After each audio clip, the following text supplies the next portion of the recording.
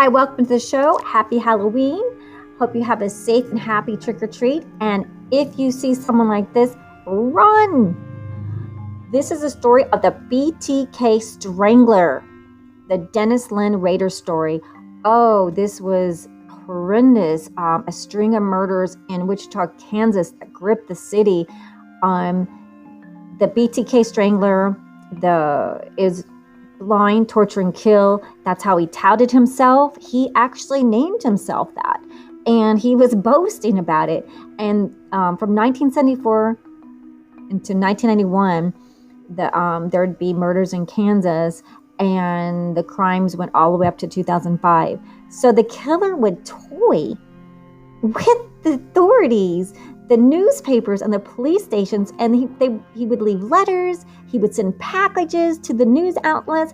Hey, it's me, your friendly, evil BTK Strangler. Hi, how are you? It's me. Make sure you spell that right. It's B as in boogeyman, T as in terrific, and K is for killer. Yeah, and make sure you know it stands for blind, torture, and kill. I mean, who was this nut job? Who was this twisted and demented guy? So you've probably seen the show Mindhunter on Netflix and can't help but think about this guy. Well, who was he? And Dennis Rader was just your average Joe. He could be your neighbor next door. He could be a church member. You could see him at the church. You could see him at the park. You could see him at the grocery store. He just appeared to be your regular guy next door. He was born in 1945 in Kansas. He was in the U.S. Air Force. He married his wife Paula, and they had a son and daughter. He even worked at ADT Security. So he had a job. He was installing security alarms in homes from 1974 to 1988. I bet you those people that he installed alarms in their home was like, thank God he didn't get us. Thank you. They're just probably, thank you, Jesus. Thank you, or whoever they're praying to, or whoever they're just thanking, just because he could have whacked all of them. So he was even a city compliance officer. He was the president of the Christ Lutheran Church Council. Okay, if you can't trust someone at the church, I mean, this is just getting crazy. He was a Cub Scout leader, let's say that again, Cub Scout leader.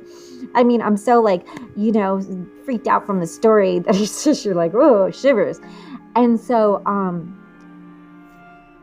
the afternoon in January 15, 1974, Charlie Artura and his two siblings came home from school.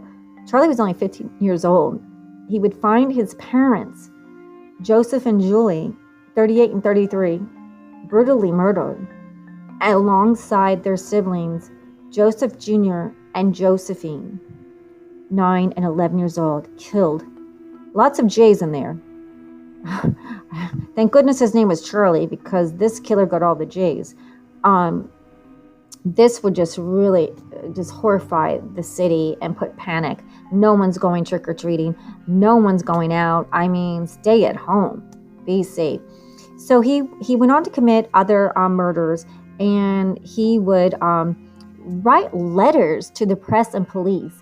And in 2004, he wrote a letter to the Wichita Eagle claiming he murdered.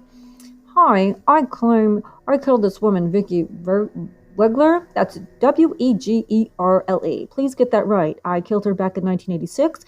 Here are some photos of the crime scene, and I even have a copy of her driver's license for proof. Yeah, aren't I great? I'm BTK the killer.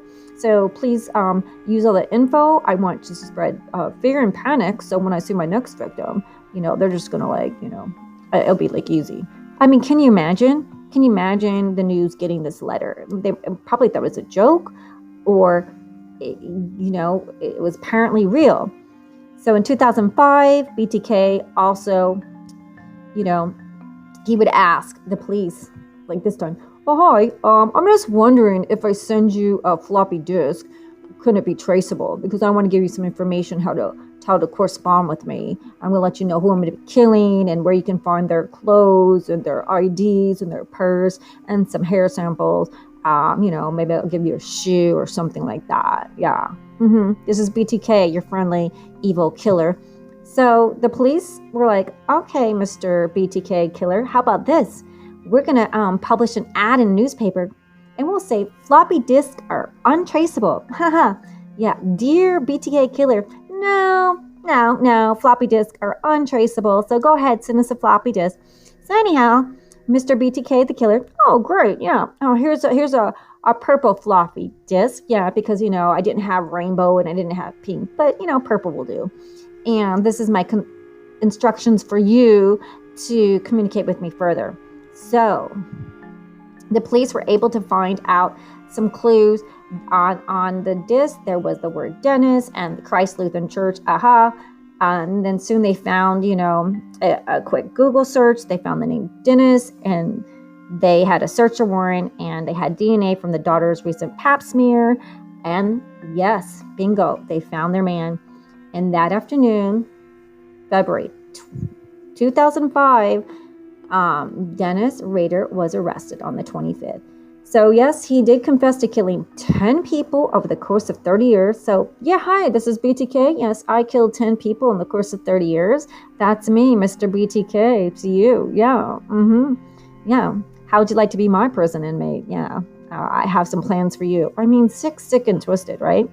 So he was given 10 consecutive life sentences in prison. I mean, just say, he's going to stay there and never get out. I mean, come on, 10 consecutive life sentences. Just say he's there and he can't come out. So that was his story. And so if you want to see more of it, check out the show on Netflix. They always have good stuff. Mindhunter kind of, will give you something to look at. Obviously, it's probably not based on the story, but something if you're looking for a TV version as opposed to the real version. His daughter, Carrie Rawson, Dennis's daughter, she, wrote a book about her life when she found out her father was a serial killer. Can you imagine finding out your dad, the Club Scout leader and the president of a church is going around killing people? I mean, it must have been horrific. And the book is called A Serial Killer's Daughter, My Story of Faith, Love, and Overcoming. Gosh, she has a lot to overcome. So if you're out there, might want to check on your mom and dad to see who they're dressing up in their double secret life during Halloween. If you're finding some letters to the police about killing, you might want to turn them in. And so be safe this Halloween. Wear your mask. And maybe staying at home is the safest place to be. Thank you for joining the podcast. We are going to have original TV series podcast for you called Identity Theft, written by a top executive writer in Hollywood. We can't wait for you to see it. And in between each original miniseries on our podcast here at Who Done It, we'll sprinkle it with the top serial killers in the world, so you can kind of like just see if you have a killer next door and to be very careful. Okay, thank you so much. Thank you for your 5 stars. Thank you for any support you can. Appreciate it. Have a beautiful